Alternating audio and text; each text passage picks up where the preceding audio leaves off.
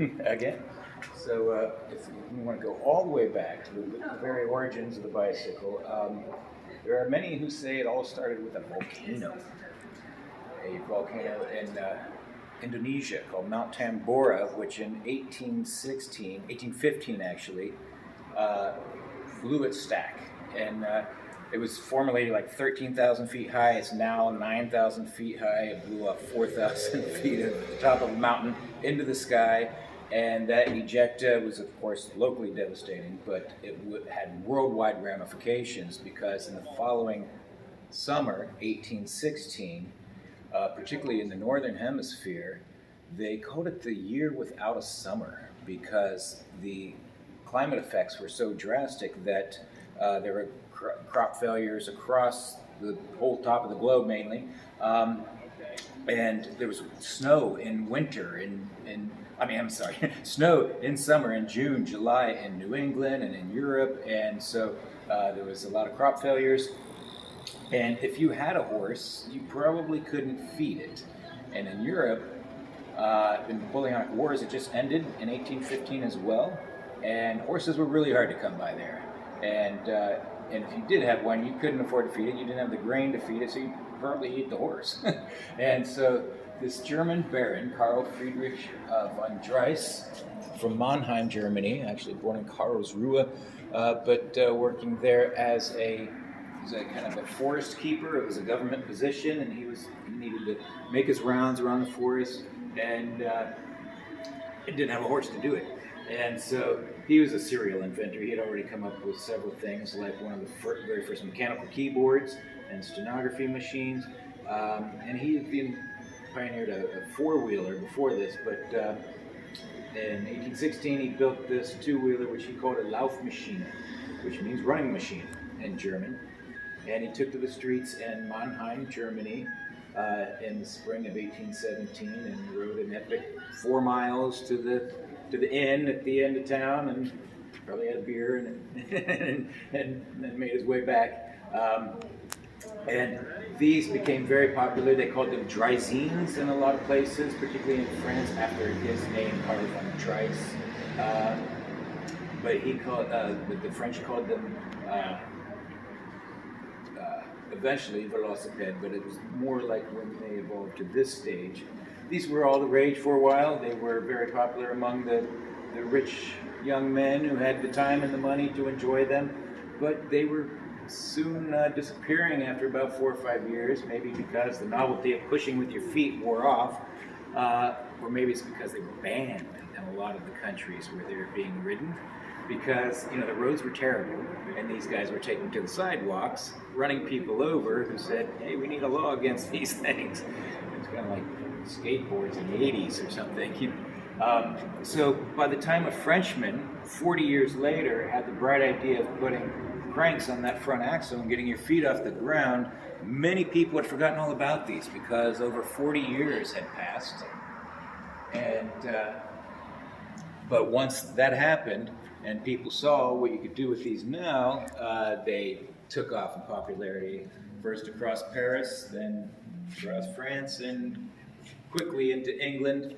And within a couple of years, they were already racing them. This one was built by the Michaud Company, which was the first company to start mass producing these. They were just a family of blacksmiths before they were backed by some rich local boys, a family of kids that were very much into this new fun vehicle. And so they backed them and allowed them to start mass producing these. And you see already by 1868, that's when the first bicycle race was, but even here, the ladies are racing already. They're in Bordeaux, France, showing a little leg, looking quite racy. That would have been way too scandalous in England across the channel. It never would have happened, but France was different then and now. And so these were absolutely thrilling to the people of the time. Ladies were getting into it in France, but that really wouldn't have happened in even England, even without showing the leg, because it was improper for a lady to sit astride such anything, even a horse, right? And they rode side saddle. So these were already making their way around the world by 1868. There's 4 guys in San Francisco in that same year. They became an overnight success pretty much around the world because, like I had said before, there's nothing new about the technology. It was just the idea that was new. The technology existed everywhere. You had blacksmiths and wheelwrights. This was essentially just basic carriage building technology and pretty easy to build. So you could buy one of these in Paris and have a copy made pretty much anywhere in the world. And it was 75 pounds worth of wrought iron and wood, solid iron. And the English called them bone shakers for pretty good reason, but the French called them velocipede, meaning swift foot. And it was absolutely thrilling to the people of the time. You got to understand that before this period, people's bodies simply didn't travel through space any faster than they could run, right? Maybe they had a horse and maybe they galloped with it occasionally, but most people, even if they did have a horse, it was just kind of a farm horse that plodded along. They didn't really race it. So this was thrilling to the people who rode it, to have the wind, blowing their hair back. But even then, they were only going like 9 or 10 miles an hour, unless they were bombing down a hill, in which case they couldn't even keep their feet on these pedals because they're flying around too fast to even keep them on there.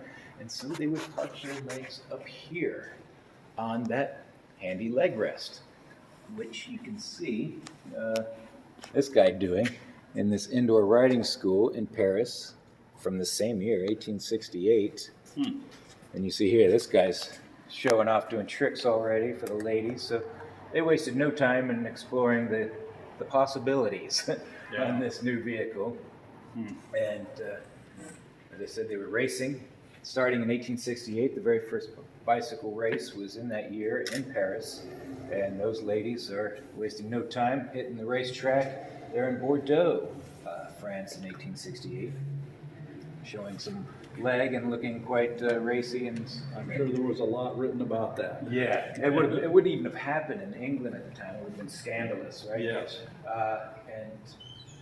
But pretty soon, the center of this new industry, this new bicycle industry, shifted to England because in 1870, just about a few years after they started with these things in Paris, France went to war with Prussia and had bigger things to build and other things to do with their time. And so that allowed England, which had been very enthusiastic taking up this new vehicle, to kind of take the lead and become the new center of the bicycle industry, specifically in Coventry, England, where they had a lot of skilled craftsmen who had been making things like sewing machines, the tooling of which lends itself very well to making bicycles. And it was also the center of clockmaking and watchmaking up till about that time, and that's about the time that the Americans and the Swiss started stealing away some of that business. So they had a lot of skilled craftsmen eager to make more round, precision things out of steel, basically. And so that is where that wheel, that front wheel, grew and grew and grew, and the high wheeler bicycle developed. And it started, it didn't just overnight happen. It wasn't just a radical change in the design of the bicycle. It happened gradually. This wheel grew bigger and bigger because of the need for speed. There was no practical chain yet, and so this was your 1 gear. This is a 36-inch wheel, and this would feel exactly like a 36-inch gear on a bicycle, on a modern-day geared bicycle, because this is where we get that standard of gear inches. It was based on, the circumference that you could pedal one of these. What's the equivalent on a bike today? 53, 20? Like an average, say, mountain bike, something with, a lot of gears, would run usually around low end, maybe 20 gear inches, and on the high end, maybe 105, 110 gear inches. This would be quite on the low end. It'd be like, the third or fourth gear out of a 20-gear bike, 21-gear bike or something like that. It'd be like first gear on a 3-speed bicycle, So you were spitting out by the time you got to about 10 miles an hour, and you wanted to go faster, right?